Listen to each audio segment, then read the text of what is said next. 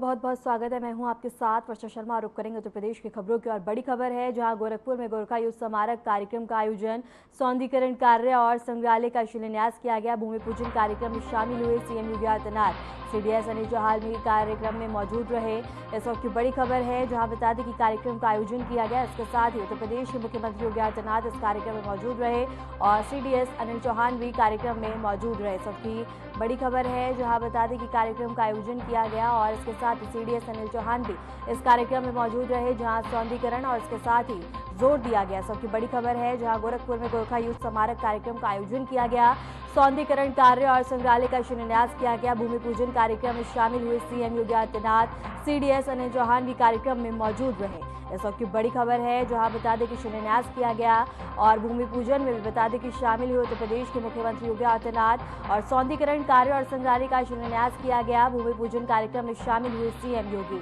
और इस दौरान सीडीएस अनिल चौहान भी मौके पर मौजूद रहे जहां भव्य तरीके से कार्यक्रम का आयोजन किया गया। और इसके साथ ही बता दें कि इस वक्त की बड़ी खबर है जहां शिलान्यास किया गया और गोरखपुर में गोरखा युद्ध स्मारक कार्यक्रम का आयोजन किया गया जहां प्रस्तुतियां भी दी गई और देशभक्ति के गीत चलाए गए और इसके साथ ही बता दें कि प्रस्तुतियां दी गई जहां बता दें कि इस वक्त की बड़ी खबर है गोरखपुर में गोरखा युद्ध स्मारक कार्यक्रम का आयोजन किया गया जहां उत्तर प्रदेश के मुख्यमंत्री योगी आदित्यनाथ और सीडीएस अनिल चौहान भी मौजूद है। और इसके साथ ही बता दें कि भव्य कार्यक्रम का आयोजन किया गया और भूमि पूजन भी सीएम योगी आदित्यनाथ ने किया जहां सीडीएस अनिल चौहान और सीएम योगी आदित्यनाथ भी शामिल रहे।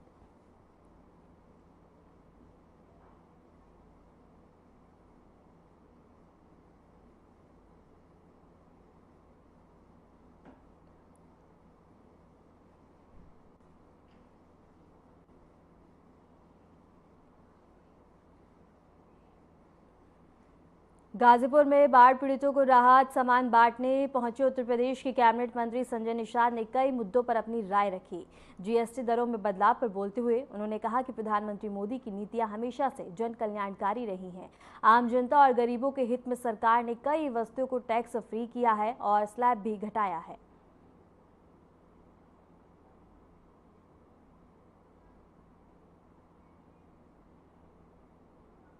माननीय प्रधानमंत्री को धन्यवाद दूंगा और वित्त मंत्री को भी, जो उनकी सोच रही है कि जन कल्याण, गरीब कल्याण, किसानों का कल्याण, देश का विकास हो। ऐसे में उनके कल्याण के लिए गोली, जो गरीब कल्याण से संबंधित दवाई है, खाना है, ये सब पर जीएसटी खत्म कर दिया है और चीज़ों पर भी बहुत कम कर दिया है। और जो वैभवशाली हैं, जो आलीशान या लोगों को ऐशो आराम की चीज़ें हैं, तो संविधान की जो आत्मा है जिसमें है कि बड़े लोग जो है देश में बड़प्पन दिखाएंगे और टैक्स चुकाएंगे और उसके पैसे से गरीबों का कल्याण किया जाएगा और गरीबों को विकास की धारा में लाया जाएगा। संविधान सभा में आवाज़ उठी थी कि जो बड़े व्यापारी होंगे, बड़े लोग होंगे, वो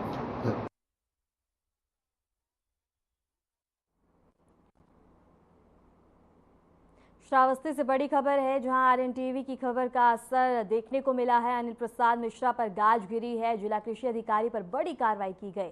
सूर्य प्रताप शाही ने निलंबन की घोषणा की है और इसके साथ ही बता दें कि निलंबन पत्र थामा गया है। 1 हफ्ते से चल रहा है सस्पेंस खत्म हुआ है। अधिकारी पद से हटाए गए हैं अनिल प्रसाद। इस वक्त की बड़ी खबर है जहां बता दें कि अधिकारी पद से अनिल प्रसाद को हटा दिया गया है। निलंबन का पत्र और जो लगातार सस्पेंस बना हुआ था वो अब खत्म हो गया है। इसके साथ ही बता दें कि गाज गिरती नजर आई है। जिला कृषि अधिकारी पर बड़ी कार्रवाई की गई है। सूर्य प्रताप शाही ने निलंबित की घोषणा की है और इसके साथ ही निलंबन पत्र सौंपा गया। इस वक्त की बड़ी खबर है जहां बड़ी कार्रवाई करते हुए अब सस्पेंस खत्म हो गया है और इसके साथ ही गाज गिरती हुई नजर आई है जहां अधिकारी पद से हटाए गए हैं अनिल प्रसाद और बड़ी कार्रवाई की गई है। इस वक्त की बड़ी खबर है जहां बता दें कि बड़ी कार्रवाई करते हुए अधिकारी पद से हटा दिए गए हैं और खबर का असर देखने के बाद बता दें कि बड़ी कार्रवाई देखने को मिली। अनिल प्रसाद मिश्रा पर गाज गिरी है। कांग्रेस प्रदेश अध्यक्ष अजय राय ने केंद्रीय कारागार के बाहर कार्यकर्ताओं के साथ चल रहे धरने को समाप्त किया। धरना कांग्रेस जिला अध्यक्ष समेत 9 नेताओं के जेल में बंद रहने के कारण किया गया था। बंद नेताओं से मुलाकात न होने पर अजय राय ने यह धरना शुरू किया था, लेकिन बिना मुलाकात के वह धरना खत्म कर वापस लौट गए। इसके बाद अजय राय कोर्ट के लिए रवाना हो गए। आगे की कार्रवाई कोर्ट में तय होगी।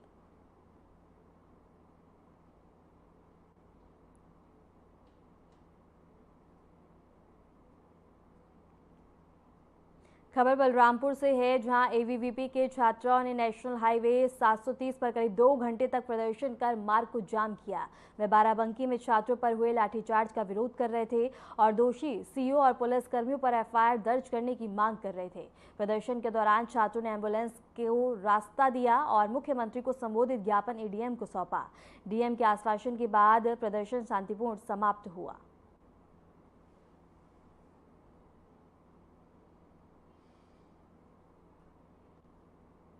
खबर हरिद्वार से है, जहां अखिल भारतीय विद्यार्थी परिषद ने रामस्वरूप विश्वविद्यालय में हुए लाठीचार्ज और अनियमितताओं के खिलाफ जोरदार प्रदर्शन किया। बता दें कि सोल्जर बोर्ड चौराहे पर सड़क जाम कर सरकार से कार्रवाई की मांग की है। तो वहीं परिषद ने विश्वविद्यालय में बिना अनुमति चल रहे विधि पाठ्यक्रम, अवैध शुल्क वसूली और सरकारी जमीन पर अवैध कब्जा कराने का आरोप लगाया।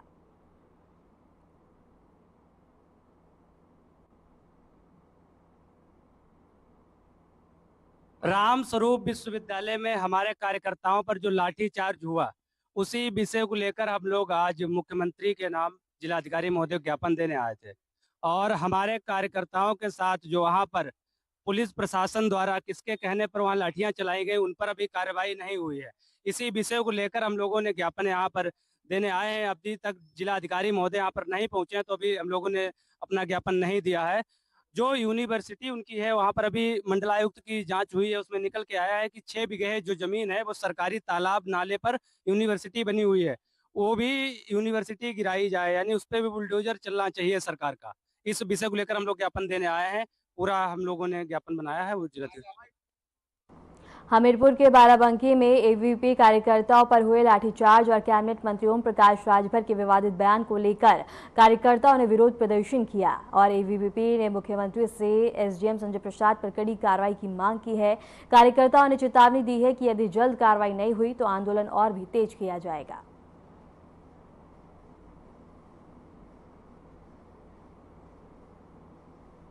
जैसे कि हम सभी लोग जानते हैं, हम लोग विद्यार्थी परिषद से हैं, जो कि विश्व का बड़ा सबसे बड़ा छात्र संगठन है। ये समय समय पे शिक्षा के लिए आंदोलन करता रहा है। अलग अलग परिसर में, अलग अलग जगहों पे हम लोगों ने हमेशा शिक्षा के लिए आंदोलन किया है। बीते दिनों में हम लोगों ने रामस्वरूप यूनिवर्सिटी में एक आंदोलन किया, जहां पे लॉ की मान्यता नहीं थी, तो वहां पे हमारे कार्यकर्ताओं के ऊपर बर्बर तरीके से लाठीचार्ज हुआ, जो कि घोर निंदनीय है। ऐसे प्रशासन की हम लोग कड़ी से कड़ी निंदा करते हैं और उन लोग के ऊपर कड़ी से कड़ी कार्रवाई होनी चाहिए। जिसमें पता चला है संजय प्रसाद का भी कहीं ना कहीं हाथ है, और संजय प्रसाद को आज नहीं तो कल इसके बारे में भुगतना पड़ेगा। ये मेरा उनसे वचन है। पूरा विद्यार्थी परिषद इस समय एक साथ है, हमारा युवा विद्यार्थी परिषद के साथ है।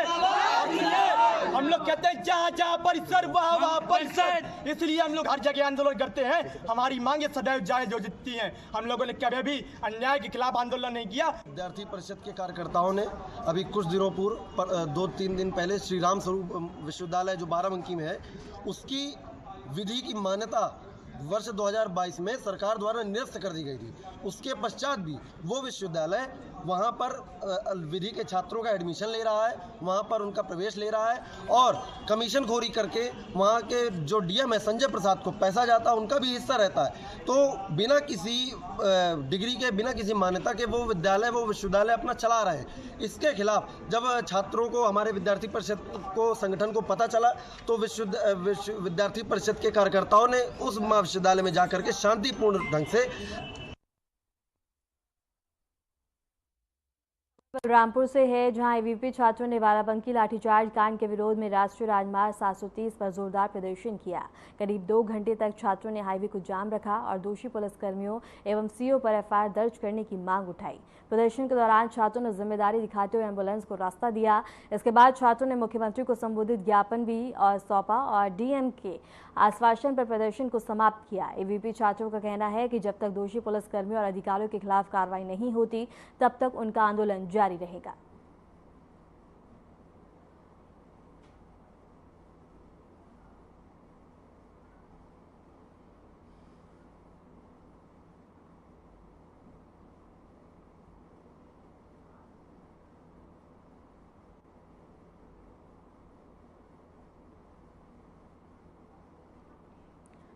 सहारनपुर के सभी थानों में एनवीडब्ल्यू वारंटियों की गिरफ्तारी के लिए विशेष अभियान चलाया गया। इस अभियान के तहत पुलिस टीमों ने अलग अलग थानों के संभावित स्थानों पर दबिश देकर 125 वारंटियों को गिरफ्तार किया। पुलिस का कहना है कि इनके खिलाफ इस तरह की कार्रवाई आगे भी लगातार यूं ही जारी रहेगी।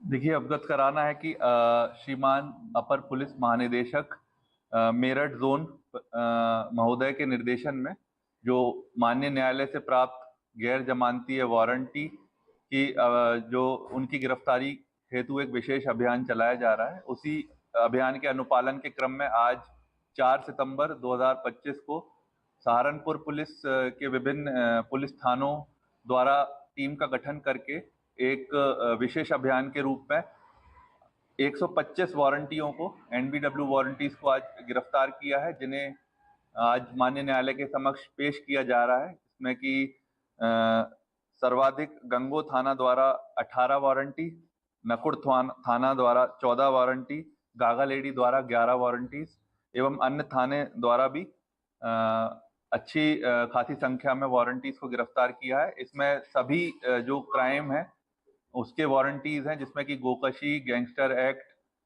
हत्या का प्रयास इत्यादि के वारंटीज शामिल हैं और आज इन्हें माननीय न्यायालय के समक्ष पेश किया जा रहा है और इन सभी 125 वारंटीज को आज माननीय न्यायालय के समक्ष पेश किया जाएगा। अलीगढ़ पुलिस ने जनता की शिकायतों को गंभीरता से लेते हुए बड़ी सफलता हासिल की है। पुलिस की स्वाट और सर्विलांस टीम ने विभिन्न थानों की सहयोगी टीम में मिलकर 209 चोरी या खोए हुए मोबाइल फोन बरामद किया और उनके असली मालिकों को सौंप दिया गया। बरामद मोबाइलों की कीमत बता दें कि लगभग 38,55,000 रुपये बताई गई है। पुलिस अधीक्षक अपराध ममता कुरेल ने पुलिस लाइन स्थित नवीन सभागार में मोबाइल फोन वितरित किए और मोबाइल पाकर लोगों के चेहरे की खुशी वापस लौट गई और उन्होंने अलीगढ़ पुलिस को धन्यवाद दिया।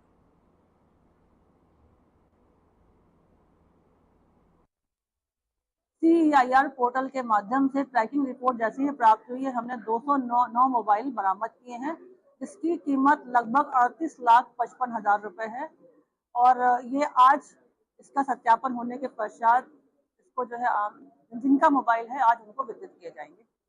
इस तरह इनकी बरामदगी की गई, पोर्टल पर कैसे रजिस्टर्ड किया जाता और कितने ऐसे मोबाइल हैं जो आज बरामद किए गए? ये CEIR एक ऐसा पोर्टल है जिस पोर्टल पे जो भी खोए हुए या चोरी हुए मोबाइल का इसका डेटा अपलोड किया जाता है।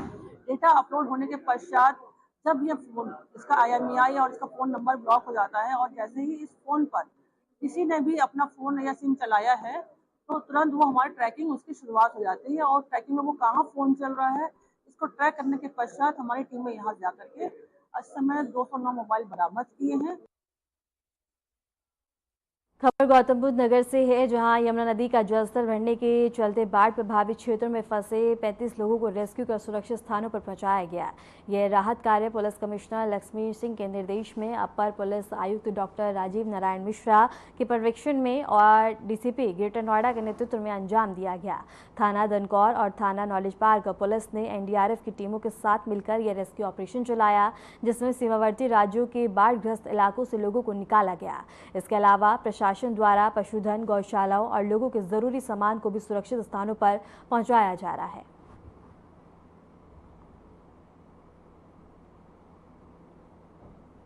इसके साथ ही बता दें कि लगातार हो रही मूसलाधार बारिश के बाद हालात काफ़ी ज़्यादा बिगड़े हुए हैं, जहां नदी किनारे इलाकों में अलर्ट जारी किया गया और इसके साथ ही NDRF ने रेस्क्यू अभियान चलाकर लोगों को सुरक्षित स्थानों पर पहुंचाया, राहत सामान उन तक पहुंचाए गए और इसके साथ ही बता दें कि 35 लोगों का रेस्क्यू किया गया और उनको सफल जगहों पर और सुरक्षित स्थानों पर पहुँचाया गया, जहाँ उन तक राहत सामान भी पहुँचाए गए।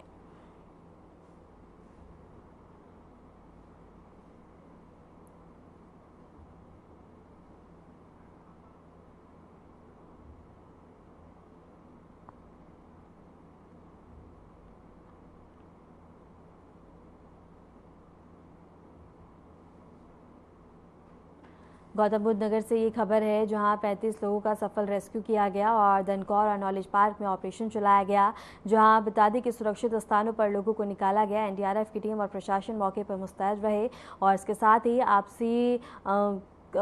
और इसके साथ ही बता दें कि 35 लोगों का सफल रेस्क्यू किया गया और दनकौर नॉलेज पार्क में ऑपरेशन चलाया गया, जहां लोगों को रेस्क्यू कर सुरक्षित स्थानों पर पहुंचाया गया, उन तक राहत सामान पहुंचाए गए।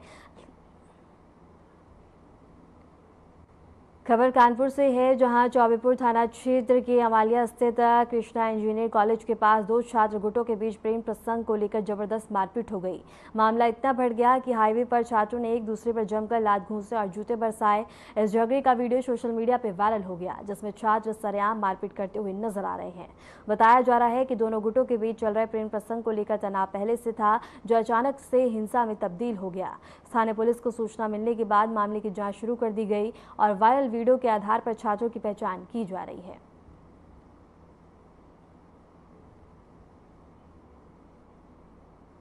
खबर बागपत से है, जहां दिन दहाड़े कार सवार बदमाशों ने बड़ी वारदात को अंजाम दिया। बदमाशों ने बाइक में टक्कर मारकर युवक को रोक लिया और उसके बाद गोलियों से बता दें कि मौत के घाट उतार दिया। वारदात को अंजाम देने के बाद आरोपी मौके से फरार हो गए। पूरा मामला बागपत कोतवाली क्षेत्र के दिल्ली सहारनपुर हाईवे पर सिसाना गांव के पास का है। जानकारी के मुताबिक बड़ौद से बागपत की ओर जा रहे बाइक सवार युवक को कार में सवार बदमाशों ने पहले टक्कर मारी और फिर गोलियों से बता दें कि हमला किया गया। दिन दहाड़े गोलियों की आवाज से इलाके में हड़कंप मच गया। मौके पर पहुंची क्राइम ब्रांच और बागपत पुलिस ने बदमाशों की तलाश शुरू कर दी है, तो वहीं पुलिस मृतक युवक की पहचान करने की कोशिश में जुटी हुई है।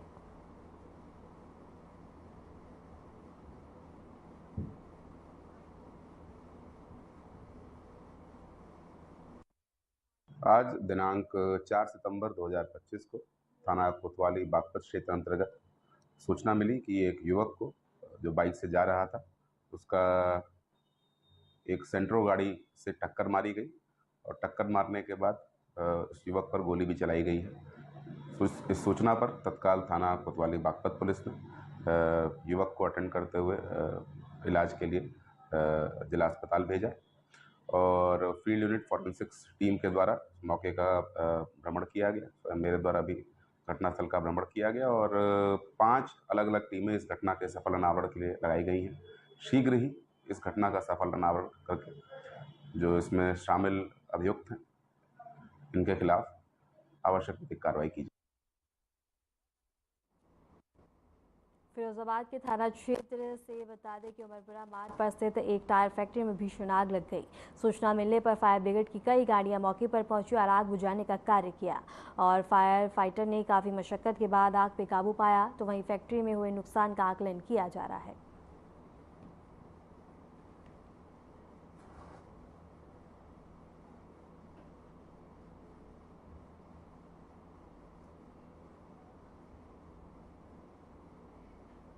भदोही की त्रिलोकपुर ग्राम सभा में रविदास कुटिया पर सरकार द्वारा प्रदय पर्यटन विभाग के आवास पर डीएम शैलेंद्र कुमार ने औचक निरीक्षण किया। लगभग 1 करोड़ की लागत से बनकर तैयार पर्यटन विभाग में कुछ कमियों पाए जाने पर उन्होंने नाराजगी जाहिर की। देखिए, ये पर्यटन विभाग की ओर से कई सारे महत्वाकांक्षी कार्य जनपद में चल रहे हैं, जिसमें एक चकवा महावीर मंदिर में एक हमारा मल्टीपर्पज हॉल बन रहा है और सत्संग भवन बन रहा है। उसके अलावा जो है घाट के डेवलपमेंट का कार्य है। उसके अलावा ये संत रविदास मंदिर है त्रिलोकपुर गांव में, यहाँ पर भी ये कार्य चल रहा था। ये कार्य पूर्ण हो चुका है। उधर वाला कार्य जो है अभी प्रारंभिक स्टेज में है। तो आज दोनों जगहों का निरीक्षण किया गया। अब आपको सीधा ले चलते हैं गोरखपुर, जहां उत्तर प्रदेश के मुख्यमंत्री योगी आदित्यनाथ क्या कुछ कह रहे हैं, आइए आपको सुनवाते हैं। Major general S Gehlot, major general Vikram Sharma ji आज के इस कार्यक्रम में उपस्थित गोरखपुर के महापौर डॉक्टर मंगलेश श्रीवास्तव जी, विधान परिषद सदस्य डॉक्टर धर्मेंद्र सिंह जी, माननीय विधायकगण श्री महेंद्र पाल सिंह जी, श्री प्रदीप शुक्ला जी, श्री राजेश त्रिपाठी जी, श्री विपिन सिंह जी, श्री श्रवण कुमार निषाद जी, श्री विमलेश पासवान जी,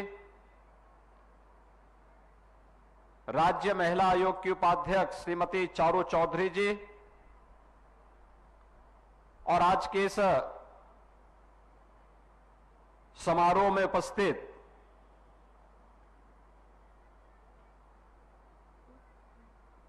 गोरखा रेजिमेंट से जुड़े हुए वीर सैनिकों के परिजन, पूर्व सैनिकगण, आर्मी स्कूल और गोरखपुर सैनिक स्कूल के साथ हमारे सभी कैडेट्स और उपस्थित बहनों और भाइयों, आज जब मैं यहां पर गोरखा युद्ध स्मारक के पुनर्विकास और संग्रहालय के आधारशिला कार्यक्रम में यहां पर उपस्थित हुआ हूं,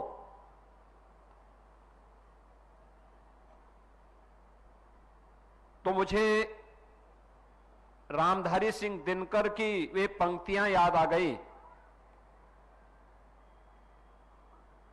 जो उन्होंने देश के वीर सैनिकों के प्रति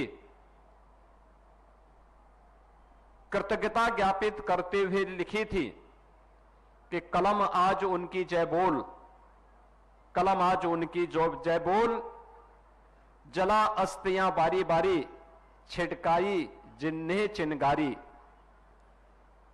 जो मर गए मातृभूमि के लिए बिना किसी कीमत के मोल, कलम आज उनकी जय बोल। अंधा चकाचौंध का मारा, क्या जाने इतिहास बिचारा, सूर्य चंद्र खगोल भूगोल, कलम आज उनकी जय बोल, कलम आज उनकी जय बोल। आज हम उन्हीं भारतीय सेना के वीर सैनिकों के बारे में कृतज्ञता ज्ञापित करने के लिए, उन्हें सैल्यूट करने के लिए गोरखपुर के इस गोरखा रेजिमेंट सेंटर में एकत्र हुए हैं। आप सब जानते हैं इस देश के अंदर आजादी के अमृत महोत्सव के मुख्य समारोह को संबोधित करते हुए देश के यशस्वी प्रधानमंत्री श्री नरेंद्र मोदी जी ने देशवासियों के सामने विकसित भारत के लिए पंच प्रण के संकल्प के साथ जुड़ने का आह्वान किया था। ये पंचपर्ण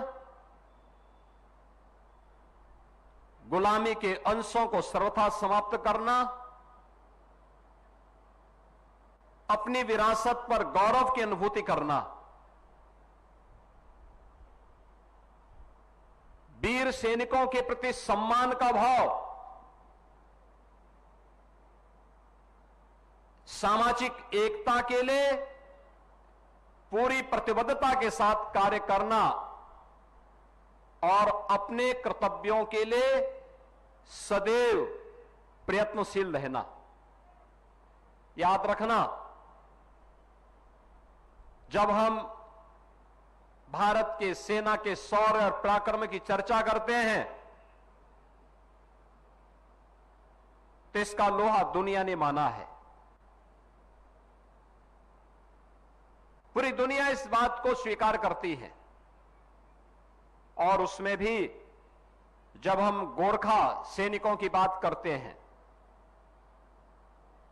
जय महाकाली जय गोरखाली, इस स्लोगन के साथ, इस आह्वान के साथ जब इस शत्रु पर टूट पड़ते हैं